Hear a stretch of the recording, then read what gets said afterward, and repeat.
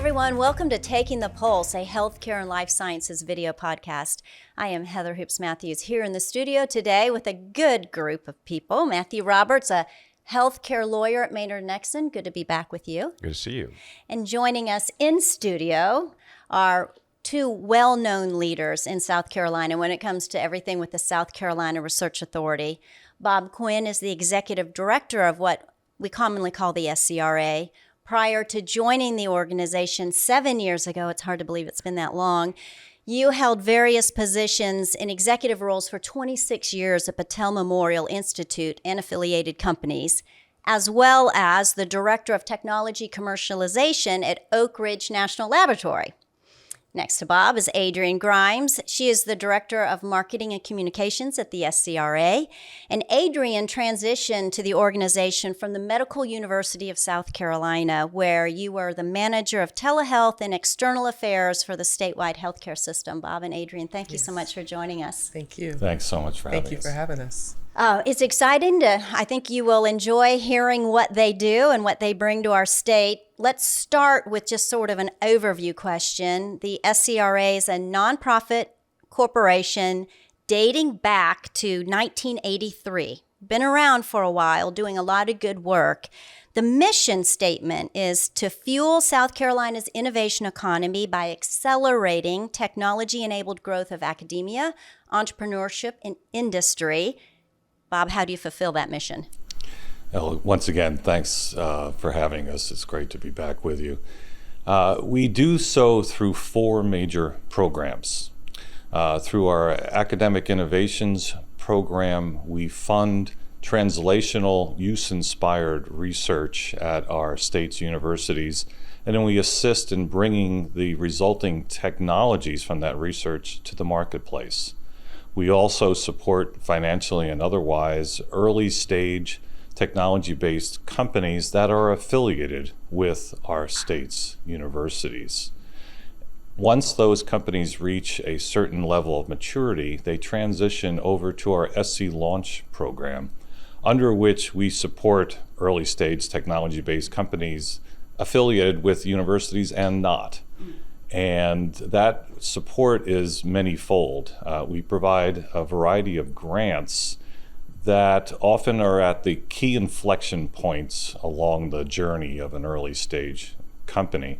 And it's very much designed to de-risk the technology and/or the company itself and to prepare them for investment. So we provide a series of wraparound services as well. So we're not just a funder. So those wraparound services would include, well, coaching from our staff, many of whom are experienced entrepreneurs, as well as a support system, including the entrepreneurial ecosystems throughout the state. And we work very hard in partnership with those ecosystems, and we work hard to build up those ecosystems. But another example of those wraparound services is, there are a wide variety, but a few that we're currently rolling out. One of them is making 401ks available to employees in early stage companies, which often individual companies are not in a position to offer. And yet, given the competitive workforce environment, employees are demanding those types of benefits. So in that particular case, in partnership with our colleagues at FinTrust, affiliated with United Community Bank, given the pooling aspect of our different companies, they're able to then offer it to the individual employees within those companies.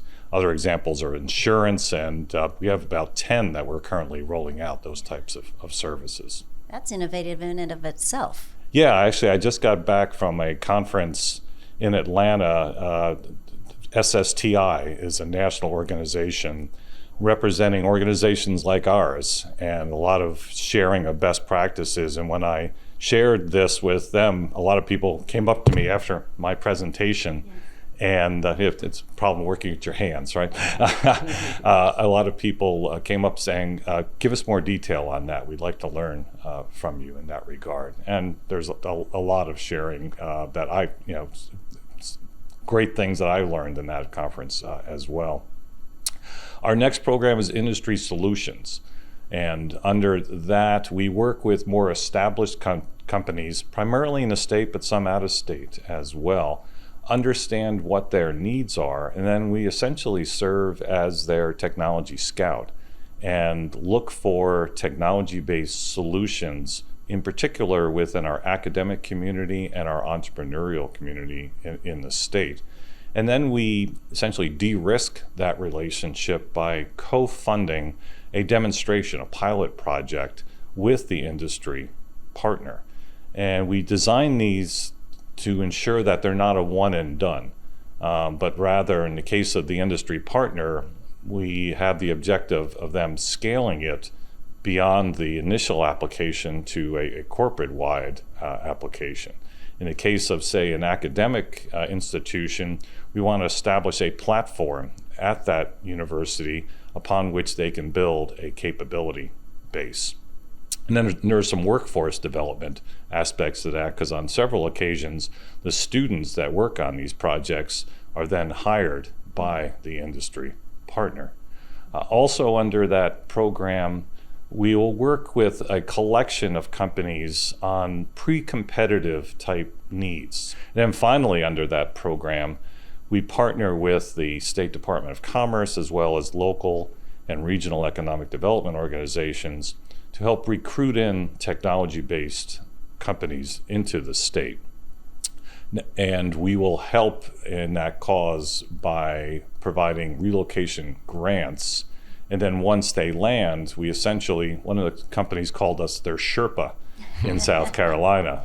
We basically usher them to key partners, particularly on the research side in our case, but not exclusively, and be able to facilitate them landing in a very impactful way. And then last but not least, under our facilities program, we own and or manage over 1.35 million square feet of laboratory and office space throughout the state, including wet labs at two of our Charleston-based facilities, our Innovation Center on Meeting Street, and then 22 West Edge, where we have leased 20,000 square feet and have subleased that to currently Vicor Scientific. Yes. Yeah, it's a great spot. I've been there. That's really nice. So you just outlined the very important role that SCRA plays in the state, but there was a recent study that talks about the impact, and I think the Darla Moore School of Business came up with a study that said in 2022 you had a $1.15 billion impact on the state. Adrianne, can you talk a little bit about that Yes. and give us some details on that? Yes, so Bob has talked about how comprehensive our services are. And so what we do each year with the customers we serve, be it startups or academic institutions and the project leaders, the leaders on those projects, we survey them once a year to find out the success they're having, how many jobs have been created, what milestones have they met, what are the salaries of the jobs that they've created, and just all of the things that are going on with the projects and the startups that we're supporting. And we take all of that data that they send us and we engage Darla Moore. There's an economist, a research economist there who looks through all of that data, stratifies it for us, and gives us a report. And then that report gives us the numbers to show us the impact we're having on the state. And just last year alone, we did have that $1.15 billion impact on the state of South Carolina. That's and massive. It includes a lot of things, our partnerships, like I said, jobs we've created, just all of the funding that we're supplying to the projects that Bob talked about, to the startups. And these startups are growing with our support and our coaching and our advising.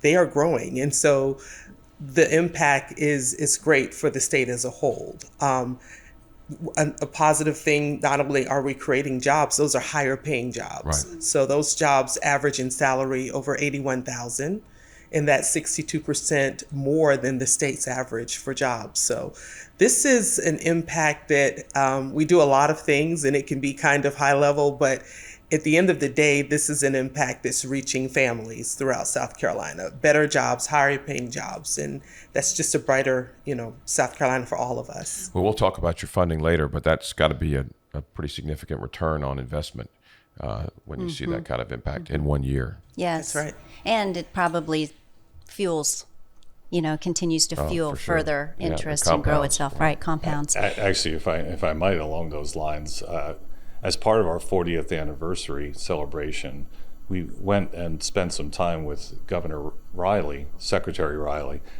because this was his brainchild, the creation of SCRA, and it was such an honor to spend time with him. And he asked, well, what was your impact on the state? And I said, $1.15 billion. And he said, over what time period? I said, last year. And he went like that. And he said, if I had been able to tell the legislature back 40 years ago that kind of impact, it would have made my job very easy on the one hand. He said, on the other hand, they wouldn't have believed me. Right. So that was incredibly gratifying to be able bet. to thank him for his vision. Right, what vision he had. Yes. Bob, you mentioned in your introductory answer SC Launch, and so people will hear SCRA and they'll hear SC Launch. Tell us how they're affiliated. Sure. Well, we have the SC Launch program within SCRA, but then we have a separate investment affiliate, SC Launch Inc. So our staff does all of the due diligence, the coaching, the vetting of companies, but the ultimate investment decisions into a company is made by the board of SC Launch Inc., which is comprised of 9 volunteers. And so we often are the first institutional, SC Launch Inc., are often the first institutional investor into a company. We essentially serve as a bridge over what's known as the Valley of Death, where it could be a great company and they've bootstrapped funding or they've gotten funding from friends, fools, and family. Yes. And that's been pretty much tapped out, and yet they're still too early to attract venture capital. And a lot of great companies have gone by the wayside for lack of that infusion of capital at that key inflection point. Well, it's exactly the role that we play. Now, increasingly, in that first tranche, we partner with organizations like Venture South, the angel investor group headquartered out of Greenville, and some very early stage VCs now as well. But more times than not, we're alone in that first tranche. I keep saying we, but it is SC Launch Inc. And if the company has great traction and shows great promise, SC Launch Inc. will participate in follow-on rounds as well, but they'll never do that alone. Those follow-on rounds, they need to be part of a syndicate, and normally that's where the angels and the VCs come into play. I see. That's helpful. And so that's been around since 2006. And over that time frame, talk about return on investment, over that time frame, the combination of SCRA giving grants and SC Launch Inc. providing investments has totaled about $64 million. And that has led to follow-on funding from VCs, et cetera, now almost $2.7 billion. That's a nice ROI. Yeah, that is. Very nice. Bob, you mentioned funding and grants, and SCRA has received grants, federal grants before, and I recently received one for $750,000 to help start the South Carolina Medical Device Alliance, which I believe that's the Medical University of South Carolina and Clemson University are taking part in that. Can you tell us a little bit about that and what this alliance does? Sure. And actually that $750,000 from EDA was matched by SCRA and others, another $1 million plus. So the total amount was $1.8 million. Okay. And it's very much designed to overcome some barriers that have led to technologies developed by students within our universities as well as faculty that never got to the marketplace. And some of these were really game-changing technologies, but for a variety of reasons, never got out of the lab. So this was designed to overcome those barriers.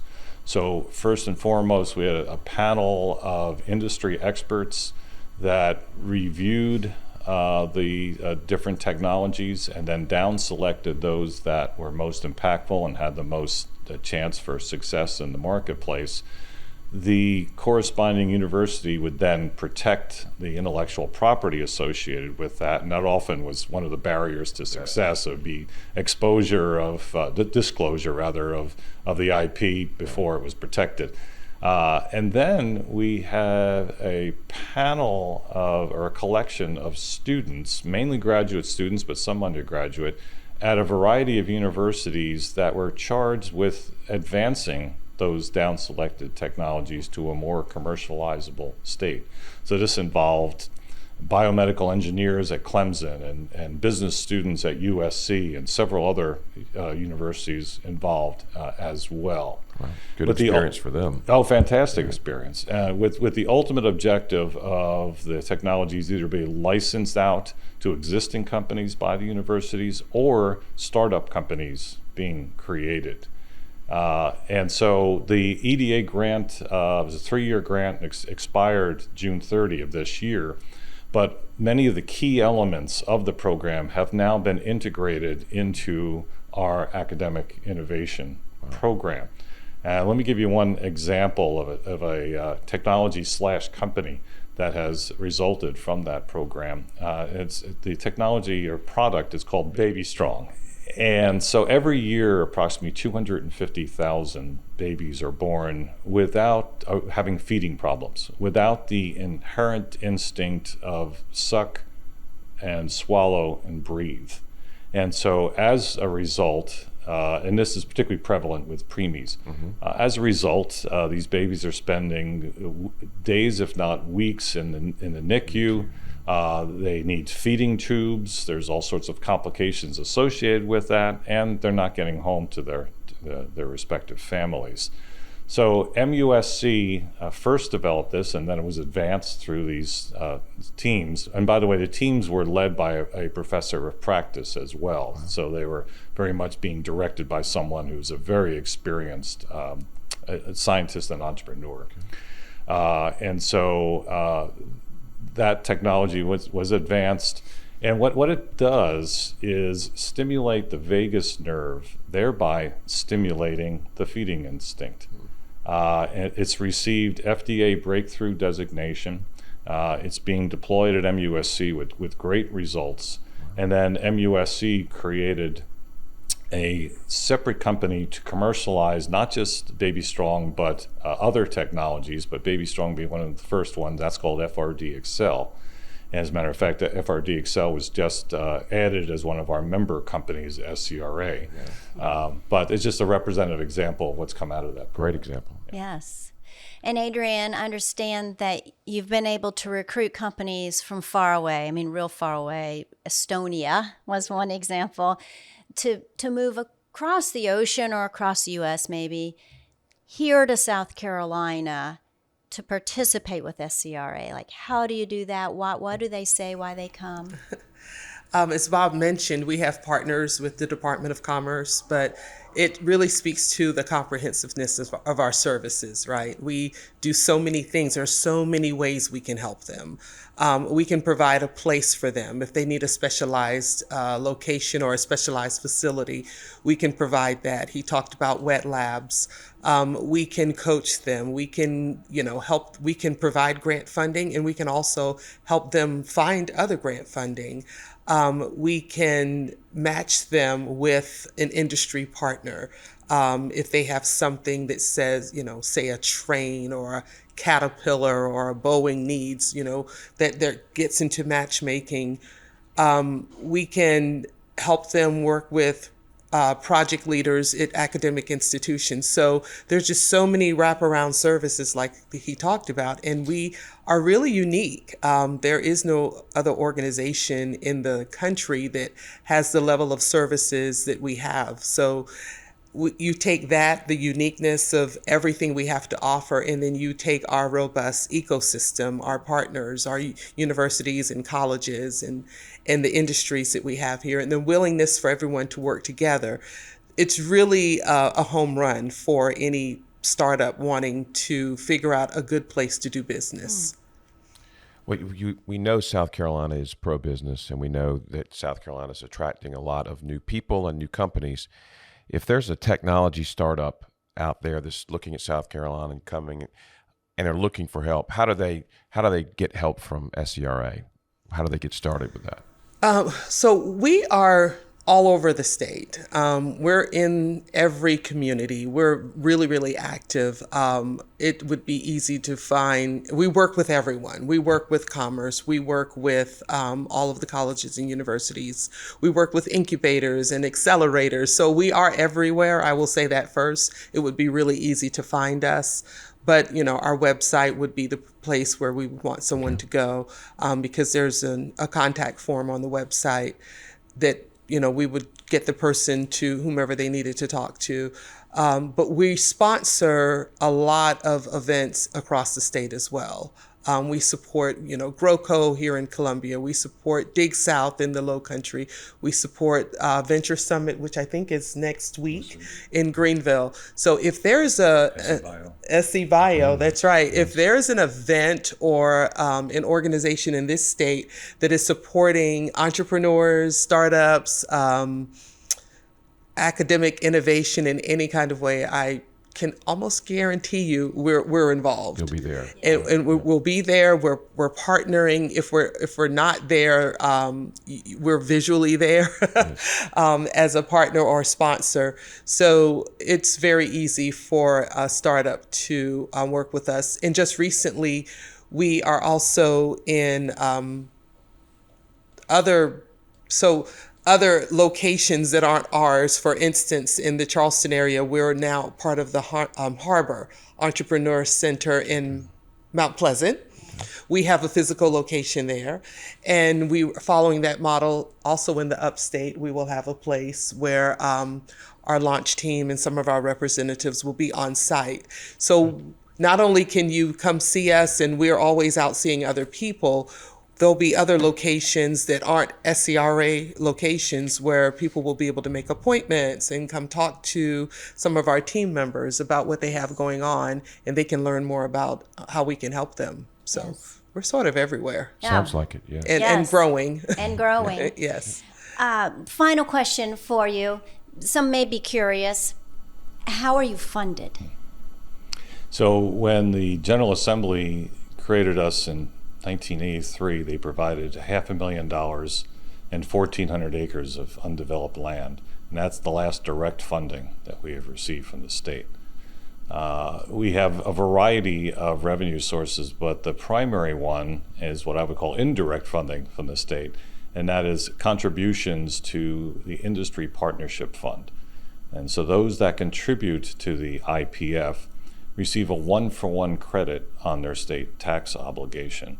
And companies often can also deduct it off of their federal return, given that we provide a variety of services, particularly marketing services, to those who contribute at certain levels. And so the IPF is really a game changer. It's something else that I believe is unique to South Carolina, because once again, when I was at the conference this week, when people heard about the IPF, they said, "How did you pull that off?"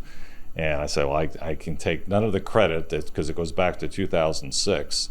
However, the General Assembly has been very kind in terms of increasing the annual limit.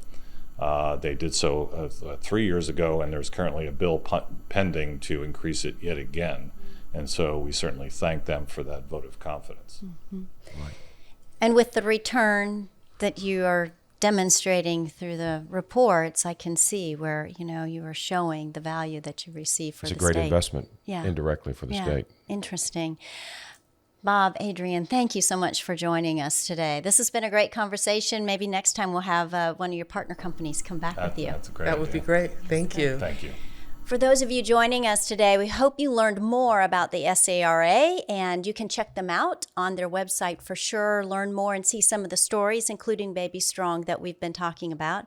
On behalf of Matthew and the whole team here at Taking the Pulse, we look forward to seeing you next time, right here on Taking the Pulse, a healthcare and life sciences video podcast.